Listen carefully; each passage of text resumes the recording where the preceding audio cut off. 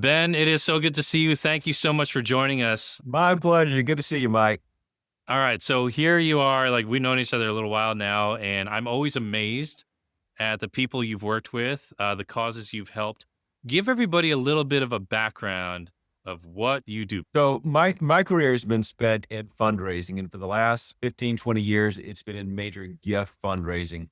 I launched out on my own in 2015, the advice of several people to go out and start a fundraising consulting business. So I guide nonprofits, individuals on the art of fundraising. And for some, I do hiring, recruiting, and staffing. For others, I go in there and we put their plan together.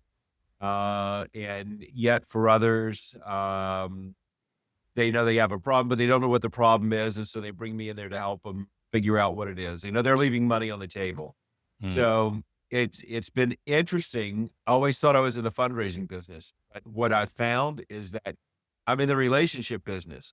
And what I kept seeing was people that did not have relationships were having a very difficult time fundraising because they had not built the relationship aspect of their donor base.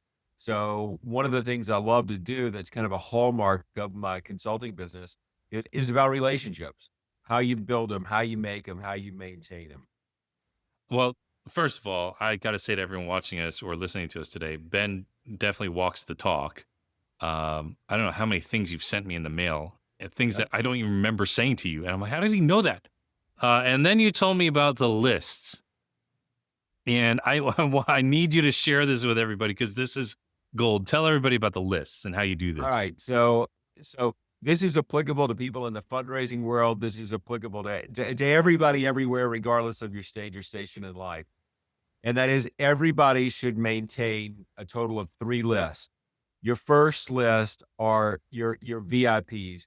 Who do you know that is your automatic stamp of approval, that if you have that person on your side, a letter of endorsement, a phone call from that person, everything's gonna fall into place. So your VIPs. Your second list are your connectors. Who are your people that know everyone? Who are the people that understand how to connect the dots?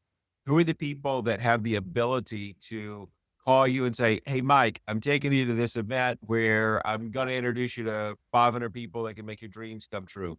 So who are your connectors? Your third list are the people I call your dream makers. So whatever your dream is, if your dream is finding a great new job with a Fortune 500 company, I want you to write down, I want you to do some research, write down who are the people that can employ you. I'm not talking about somebody that works in the HR office. Who are the individuals that can make your dreams come true? If you need to raise $1 million this year, who are the people that can give you $1 million? If you want to go to the moon in 2 years, who are the people that can help you get on a launch mission where you can actually go to the moon? So your dream makers, your VIPs, and your connectors. Those 3 lists are the most important that you will ever have in any role, any function you ever have in life. And maintaining those is key. What are some of the things that you do to maintain them? I mean, you send me a lot of pies. That's what I was like. All right, I'll look at this. Um, but in all seriousness, I mean that's one thing you do. But what are some of the things that people can do to maintain these relationships? How have you done this over the years? I know you pay attention to people. You're a noticer, and that's one of the things I love about you. Can you share some of the practicals on how you've You done know, that? one of the most important things that is missing in the fundraising business and other areas where relationships are key is that the art of listening. Uh, so often we listen for the sake of responding, and as people are talking, we're not really listening. We are formulating how we can make our point. So the conversation becomes more about me and making my point as opposed to hearing someone else and hearing their point of view. Um, it's interesting to me that I can talk with someone for about 10 minutes and walk away generally, with a handful of critical personal information that I need to be able to keep in touch and engage them. Other people can hear that same conversation and, collect none of that mental data, um, to be able to write it down. So one thing that's key is the art of listening, asking open-ended questions, allow people to tell you about themselves, to give their opinion, to give some advice that will guide you into their mindset and kind of their way of thinking. The number one most cost-effective way of keeping in touch with people are what I call articles of interest. I read 3 newspapers every day, and I am constantly clipping articles out that would be of interest to, uh, people or organizations or those people say that are on my 3 lists. If you know someone has an interest in boating or yachting, and in the newspaper, say, for example, in our Palm Beach Post, several weeks ago, we had the boat show down here. They had a whole boating insert. I got a number of those, and I sent those to all of my friends that were interested in boating and put a note on there. Thought you might enjoy this. Ahoy. Somebody named Ben. Sent it. So my total outlay with postage may have been a whopping $2. And $2 spent that connects right with the individual so that it's not pushing Ben's agenda. There's nothing in that $2 contact that says, "Hire me for your fundraising needs, your relationship building needs," but it has everything to do with, "Gosh, wasn't this nice of Ben? He knows I love boats, he knows I love yachts, and he sent me this whole, magazine insert about the boat show down there in Palm Beach. Wow, isn't that great?" So that to me is the number one most effective way, and that's what I call an article of interest. I love Uh, that. I several love that. several people asked me recently. They said, "How much money do you spend in advertising for your business?" I said, "I don't spend any money." "Well, how much have you spent?" I said, I don't." And as I'm telling them that, I am remembering that, uh, I think it was a month of March. It was a particularly heavy month for birthdays. I sent out almost 60 birthday cards. And I realized that that's my form of advertising, is keeping Mm. in touch, remembering people's birthdays. Again, I never reached out to people and said, "Will you hire me?" Every client I've ever had, every dollar that's come into my pocket is because someone's called me. And I am convinced the reason they've called me is because of articles of interest and birthday cards and listening and keeping in touch. And That I also want to understand, you know, who are the dream makers? Who are the people that can make my financial dreams come true? And keeping in touch with those people in a strategic way. mm. I think that what we call that in the marketing world where I'm from is top of mind awareness, TOMA, and that is certainly a huge part of it. Um, what are some of the questions that you ask people? I love these open-ended questions. You asked me a ton of them, and this is probably how you found out I like key lime pie. Um, but what are some of the questions that you ask people? Hey, what are you enjoying right now? Like, what are some of those questions that you ask people? Well, I think number one, when you start asking people questions, it's got to be natural. So it's got to flow. It can't be, um, such as, here's my list, and here are the 5 questions I wrote down. And let me start with number one, and then I'm going to write down what you say. Can't be like that. There was an interview that was done years ago with former President Bush, former 40 41, I think, GW, yeah. no, Hmm. 30, 39. George Herbert Walker Bush, Hmm. the father, Daddy Bush.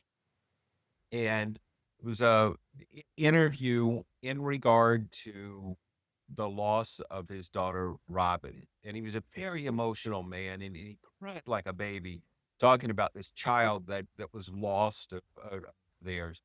And the interviewer, someone had commented that, did you really have to make the man cry? Did you really have to?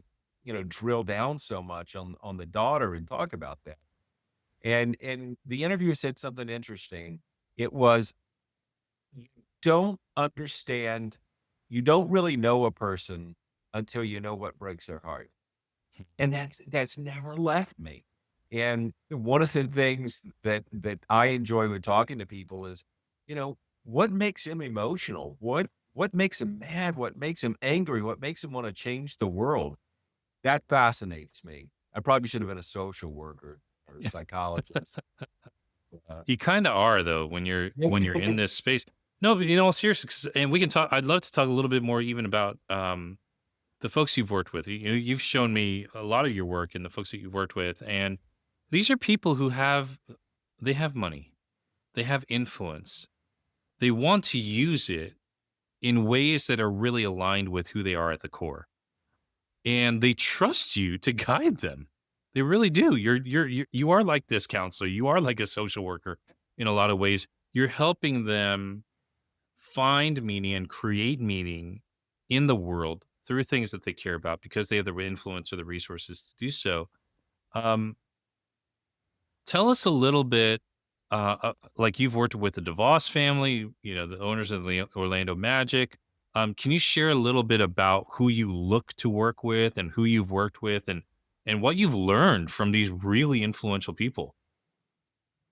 well, sometime, somewhere, I am going to write a book, and it's going to be entitled Lessons Learned from America's Billionaires. And Mm, I've worked with 13, 14 billionaires throughout my career and been able to spend what would be considered a heck of a lot of time with these people in their homes, on their boats, on their planes, you name it. Um, and it's always fascinating to understand who they are. One of the things that has been kind of a common thread through all of them was faith. And what I found was, it's one thing to have money, and people can define that in different ways. It's a whole nother thing to have billions of dollars. And each of the individuals I worked with were people of pretty deep faith that would tell you that that was a awesome responsibility to be entrusted mhm, with that much money. And it was important to them that they stewarded that money properly. And it was not to be used as a handout, but the proverbial hand up. Um, one of the one of the most fascinating, people that I've met in addition to the DeVosses was, Troy Cathy from Chick-fil-A. And what fascinated me the most was when I went into his office, he was running late, and he apologized, for that, and it had run over into lunchtime. And he said, Would you like something to eat?" And I said, "No, sir, I'm fine." He said, You're gonna have to sit here and watch me eat, so let me get you something to eat." And he sat at his desk. He's a little man, and, I'm a big man, and, I was at least a foot taller than him. mhm, And he said, and he was quite elderly. He said, I want you to sit beside me." And he pulled the chair up on the other side of his desk, literally right beside him. And I remember, him praying, and then he looked at me directly in the eyes and said, "Son, are you a believer?" And we had an incredible discussion on faith. But what was interesting to me was, here's a man that has built one of the most successful, or some would say the most successful, faith-based businesses in the United States, and a model that no one can come close to. And he wasn't interested in telling me how to go back to the college that I was representing and tell the kids this. He was interested in me. He was mm. interested in my faith. And that impressed me so much. And the conversation that day was, incredibly personal. Um, I had profound respect. I think of, so many that I've worked with, and faith being a key component of that at the highest levels. I think there is a lot of loneliness that comes in there because that kind of Mm, wealth is isolating. So when you do have the opportunity to sit down with those people, um, it's important to listen. It's important they feel heard. It's important that they feel safe. One of the one of the most incredible people that I worked with, of course, is Rich DeVos, the founder of Amway, and it taught me so many lessons over the years on incredible things. But I always knew after I had been in his presence and traveled with him and that sort of thing, that was not something I was supposed to post on Facebook and go out and tell everybody. And yes. and so, respecting the privacy of Mm. those individuals is very important because there is a trust factor there. And it's important that, as fundraisers and fundraising professionals, that when we interact with these people, they feel safe with us. It's not always easy to let strangers into your inner circle. I love that because I feel like, I've never had these lists until you told me about these lists, which is brilliant. But I've always tried to be a really good steward of relationships. Various events like that I do, even summits like this, just text or call a couple of key people that I know and say, "Hey, can you get my back on this? I've got an audience. I know they need to hear from you." Um, I just finished a book project, and these were all relationships, Ben, that I cultivated over years and years. Some who were former clients of mine that helped me build the business that I have now. And I've called them back over 3, 4 years, not really getting to see them face to face a lot. But hey, I saw you're in Portland. I got you guys a gift card for your whole team. Take them all out. Um, Donald Miller, who was a former client of mine. It was great, great team. Really, really sent me a lot of business. Saw his team was out in Portland. I said, got you $1,000 worth of gift cards at this one steak restaurant. They say it's amazing. And and I say this not to toot my own horn, and I know you're not sharing to toot your own horn, but I want all of us who are listening um, to approach these relationships as if you're stewarding them. I love that you just said that. That your approach, like, it is a sacred trust. I've never exploited my clients. I've never leveraged them. And what have they said? Anytime you need something, call me. And I wrote these guys back, Donald Miller, Michael Hyatt, some of these business folks that were really important to me. High up people. Hey, remember a couple of years ago you said reach out if I ever need anything? Well, this is it. Could you endorse my book? And it was that. And th- when you see these really influential people, you mentioned, Mr. Kathy just spoke with you about faith. Um, what are and you also mentioned they're not looking to give handouts. They wanna give a proverbial hand up. Um, what are some of these more bigger donors looking to give to? Is it causes that are true to their heart? Is it to organizations or causes or people who have kind of their ducks put together? There's just a lot of mutual Great stewardship going question. on, you Yeah, know? great question. And the old adage, um, people give to worthy causes, not needy organizations. And I've been called to help many an organization, and the first thing I do is determine are they a worthy cause or are they a needy organization? And so often what you find is, um, as I say, the difference between $10,000 and the difference between a million. Someone very wealthy may write you a check for 1,000 or $10,000 just to leave them alone because you're a nice person, or you have a wonderful Christian organization and they should help Christian organization, but it's not sustainable. So they're not going to give you $1 million. So when I go in there and I look for organizations, and oftentimes a lot of these donors have called me and said, "Hey, Ben, give me your insight? Tell me what it looks like from your perspective. Is this where I should invest my money?" And they see it much more as an investment. They build something that's going to change lives.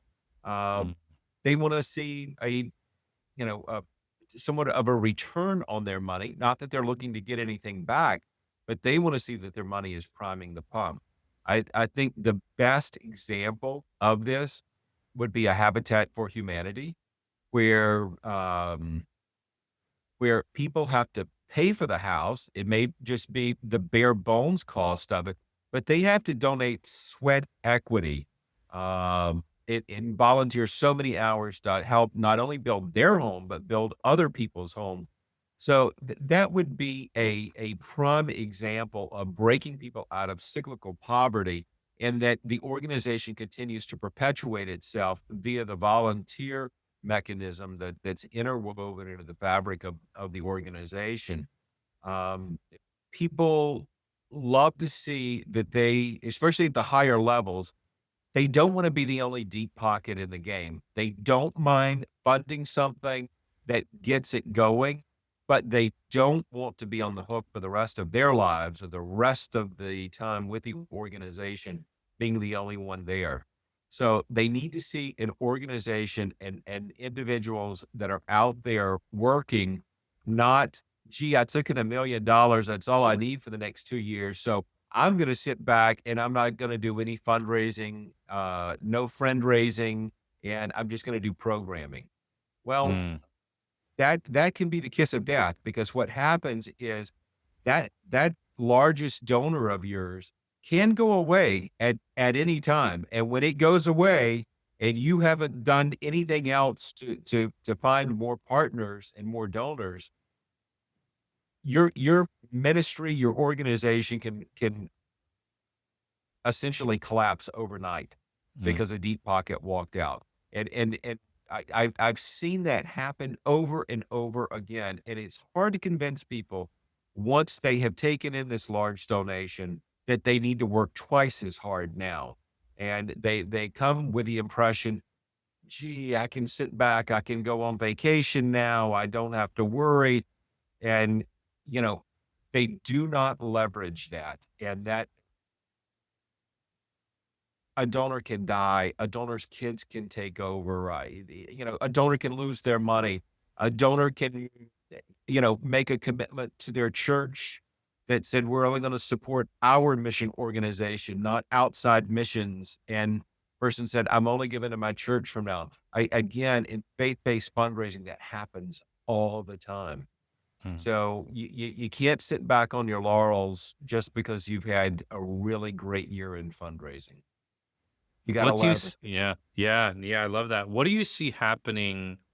Do you see any changes in the way people are raising money? Is it still relational? Are there some other strategies, tactics that you are looking to help your clients with? Is there anything in there? Or Well, do you just see that, hey, this was a pop quiz and a lot of people realize, man, they gotta tweak some how they're doing some things. What yeah, what do you they see in gotta the do next year? they need to do their homework. Yeah.